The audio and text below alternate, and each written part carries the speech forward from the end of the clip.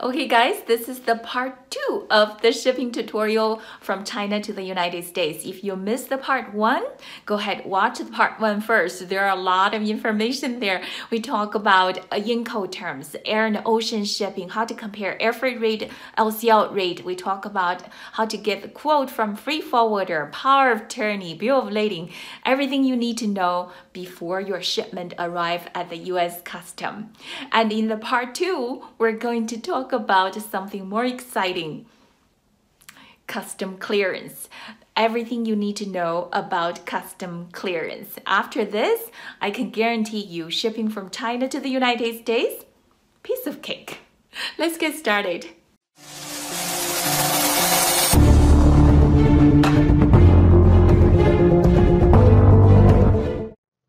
Okay guys, part 2 of the shipping tutorial, we will cover step number 2, custom clearance and making final delivery once your shipment is cleared to your warehouse or to the third-party warehouse. First, let's talk about commercial invoice and packing list. The accurate and well-prepared commercial invoice and packing list are needed for custom clearance purpose. There's no standard format of commercial invoice and packing list. It's a simple Excel summarizing commercial value and packaging detail. Normally, your supplier can prepare that for you and provide that to your free forwarder. If this is your first time doing business with the supplier, I suggest you ask them send you the commercial invoice and the packing list first, so you will make sure the information listed on the commercial invoice are accurate. So there are essential elements need to be identified on the commercial invoice. Who is the shipper? Normally it's your supplier. And where this product is sold to, normally it's you, the buyer. And where this product is shipped to. If it's different from the buying party's address, it could be the third-party address, either Amazon or a third-party warehouse. It needs to be identified here.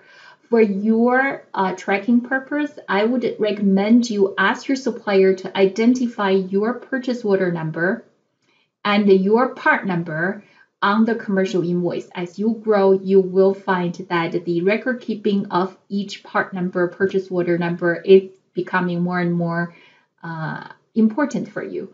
Of course, the product description need to be listed on the commercial invoice, unit price, total shipped quantity, and the total declared commercial value need to be on the commercial invoice. And don't forget to list out the country of origin.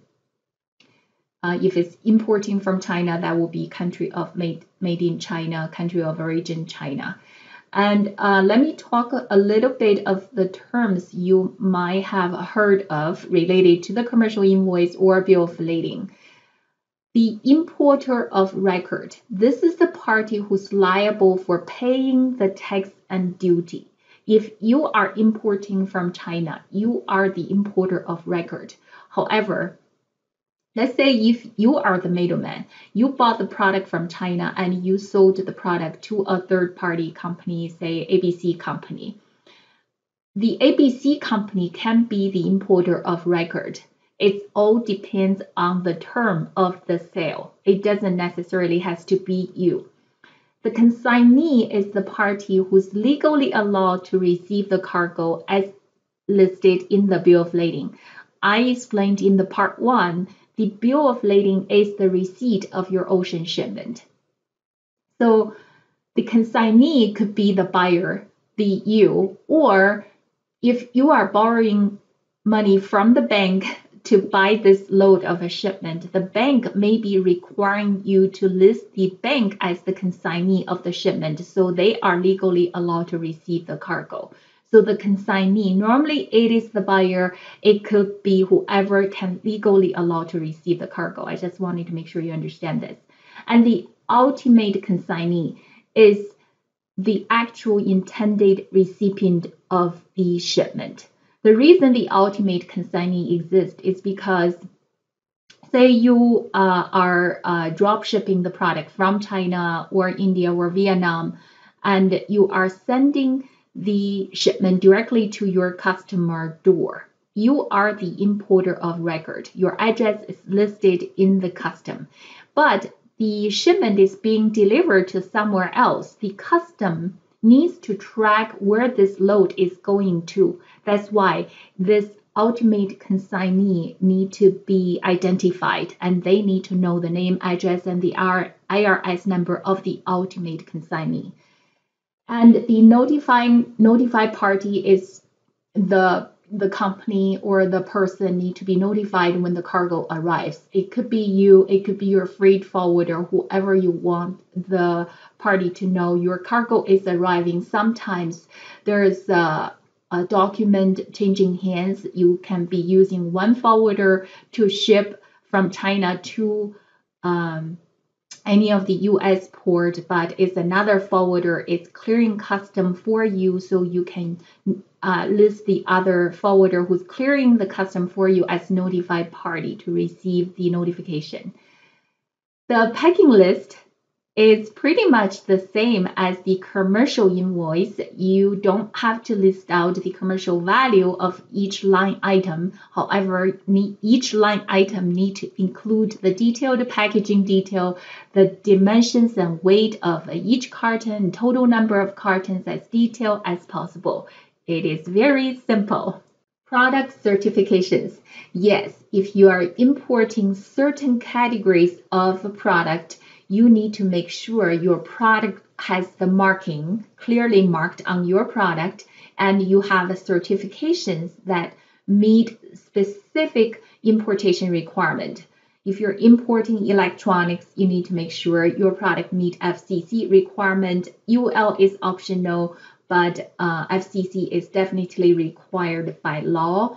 And if you're importing the food product, you need to have FDA registration number, that 11-digit number, and your packing list not only list out the number of package and the packaging detail, but also need to clearly identify how it's packaged, and you also need to including the full ingredients list.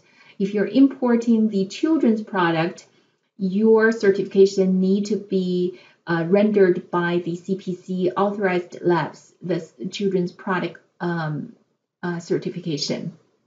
I'm not going to go into the detail of each product import categories. You need to do your own homework. Make sure that you have these documents ready when your product is arriving at the US custom. Okay, to clear custom, you have to pay the tax and duty you owe to the custom. What determines the tax and duty is the harmonized tariff schedule, and this global tariff system is internationally standardized. Therefore, any HTS code, the first 6 digits are the same across countries. So you can get the HTS code from your supplier. If they're very experienced in exporting the product, they should have an accurate HTS code. You can ask your forwarder to help you find the correct HTS code after you give them specific product description. But it is ultimately, if you are the importer of record, you are responsible to make sure the correct HTS code is used, because you are paying for the tax and duty. You cannot short pay to the custom. Since it's your responsibility to make sure the correct HTS code is used so that you can pay the correct tax and duty, I wanted to show you quickly how to find the HTS code. You can surf around on this official website here for hours. Let me show you a shortcut. First, you open the Google browser.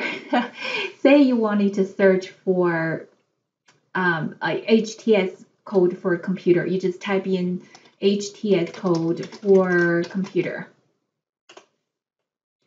There will be recommendations for the chapters, at least at the heading codes, which is the first 4 digits, and the first 2 is the chapter. And 8471 is people are recommending this is for HTS code, automatic data processing machine. You can search, say, HTS code for laptop.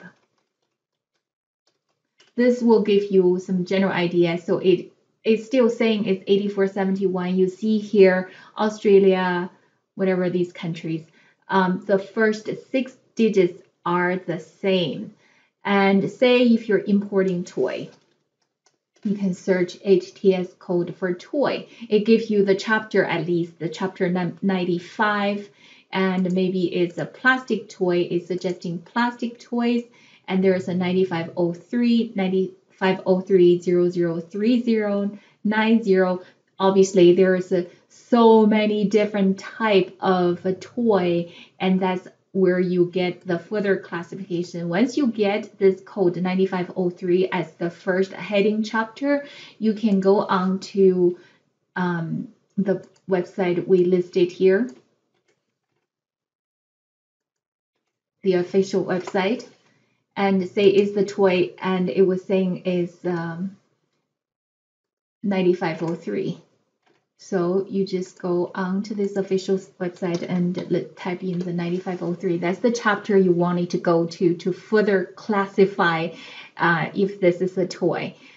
Say there's a different kind of toys. Either it's tricycles, scooters, whatever the toy, and there's video games, and there's other games and playing cards. So you get the idea. First, get some suggestion from Google, and then you go to this official website to type in the chapter you wanted to go further drill your product HTS code. And that is quite simple. Okay, so you have done your homework, you researched the HTS code, and you know how much tax and duty you owe to U.S. Custom. The U.S. Custom is not going to take the risk and assume that you are going to pay your tax and duty. That is why they want you to establish a custom bond. Basically, it's an insurance to guarantee that your import tax and duty will be paid sufficiently. That is what its custom bond is for. So when do you need the custom bond for your importation? When your import value is greater than $2,500. Let's say you are importing a product that your HTS code is indicating that you will owe 2% duty on that. That will be $50. I guess the U.S. Custom doesn't care if you owe them $50. So any importation, it doesn't matter what the tax and duty is, anything below $2,500, you don't need a bond to ensure that your tax and duty. So there are 2 types of bond. There's single entry bond that is good for 1 entry, and there's continuous bond good for 1 year for unlimited entries. If you just started a new business and you are excited to importing from anywhere in the world to US, you might want to just give the single entry bond a try. The cost of the single entry and continuous bond is a fixed cost. You can get your custom broker or forwarder to quote you. It ranges between $400 to $500. The single entry bond cost is a percentage of the import value. We are going to go through the extensive details to decide which bond works better for your situation. It could make sense to buy a continuous bond even if you're importing 1 or 2 times. Anyway, where to buy the single entry bond or the continuous bond? You can shop with your freight forwarders. Buying a custom bond is just like shopping for car insurance. You should ask your forwarder to quote it, ask another forwarder to quote it, and you can also shop online. Whichever company who sells the surety bond, your job is to shop, compare, and to save money. Okay, let's understand the cost element of the single entry bond so that you can decide which type of bond you should buy for which one works for your situation. The single entry bond cost formula is import value times 0.5%. If your importation declared value on your invoice is $10,000, the bond cost will be $50. And if your import value is $1,000, that will be $5. And you were like, oh, great, my single entry bond is so cheap. But wait, most of the people who sell you single entry bond, they're not going to waste time with you for $5. So their minimum charge is $40 or $50. I put down the $50 here for your reference. And in addition to the single entry bond, you will have to buy ISF bond. That's the importer security filing bond. I talk about this in part 1 of the video, explaining what is ISF filing. So this bond costs about $25, and now your single entry bond minimum cost is $75. Now, understanding this is just a normal single entry bond without any other variables, which I will talk about below. Your break-even point, if it's just a normal import and your import value is less than $10,000, then your break-even point would be 5 imports. $450 for a continuous bond and $75 for a single. Now 5 times of an import, you probably will be good for if you are buying singles. The assumptions here, as I mentioned, your bond value has to be $10,000. And your import category, this is the key, is that it's a regular import and your product is not subject to any special approval. If you're importing the food items that is regulated by FBA, then your bond value need to be 3 times of the import value. For example, same $10,000 import, your bond cost all of a sudden it is 3 times. That's $150 plus the $25 ISF bond. So now your math of a break-even point of $450 to buy a continuous bond, all of a sudden the break-even point is 2 times. So how you're going to make sure, I think, is a good exercise. Even if you are buying continuous bond, I think it's a good exercise for you to understand specifically based on your product commodity, based on your projection on your sell-through rate. Let's say how many units you're going to sell per month, per 3 months. And based on these projections, you ask your forwarder to get you a specific quote on the single entry bond and the continuous bond. This is truly based on your product commodity and your forecast. So this way you know if you're buying continuous bond, that's a good deal for you. When to buy it, this is a very key out of the entire slides. If you didn't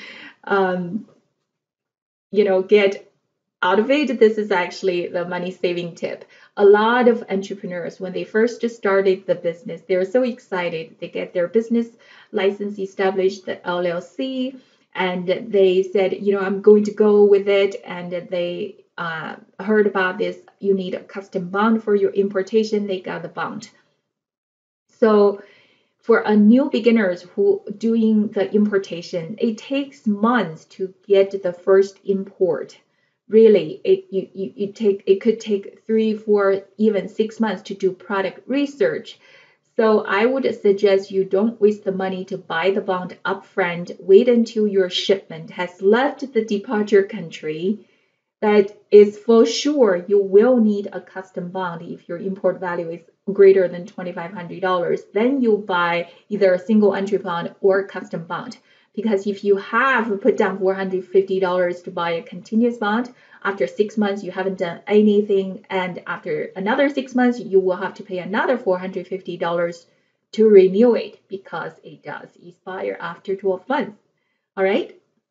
Wonderful, guys. We have went through the entire step number 2. Prepare commercial invoice packing list, research the product certification needed for clearance, and research the harmonized code and see how much duty and tax we owe, and establish the custom bond, either is a single or continuous bond. After we have done so much homework, I think our shipment should be cleared smoothly. We're at the home stretch to make the final delivery, either to Amazon or third party or your home. So on the domestic part, the inland delivery, there's nothing special about the inland delivery. But I did promise you a tip, right? So the tip is, if you are Amazon seller, you're delivering the product to Amazon warehouse, you can use the same forwarder and they will contract a domestic trucking company to deliver the product from their warehouse to Amazon warehouse. Or you can create your own shipping plan. In your own shipping plan, Amazon will give you their choice of carriers. It could be UPS or any other available carriers. And the Amazon, the shipping rate with these contract carriers is very competitive.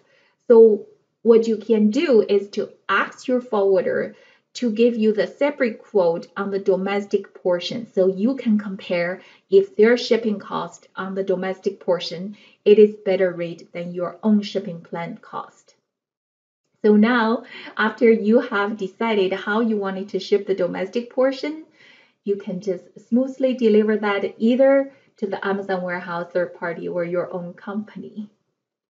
Guys, we have went through the entire step of the shipping process from China, from point of pickup, deciding how we wanted to ship it, what terms we wanted to use, and prepare all these custom clearance documents and make the final decisions on where to send to. We have went through this entire step. If anybody asks you, do you know anything about shipping from China? What would you say? I would suggest you say, I know, 100%. How did you do, guys? I hope this video helped you to understand the entire shipping process. I promised you it's going to be the most comprehensive step-by-step tutorial. If you have more shipping related questions, feel free to ask the question below. I will answer it. And if you wanted a copy of this presentation material, comments below too. I'll make sure the resource is available for you. Thank you so much for watching. If you like the content, please give me a thumb up and don't forget to subscribe and share. I'll see you soon.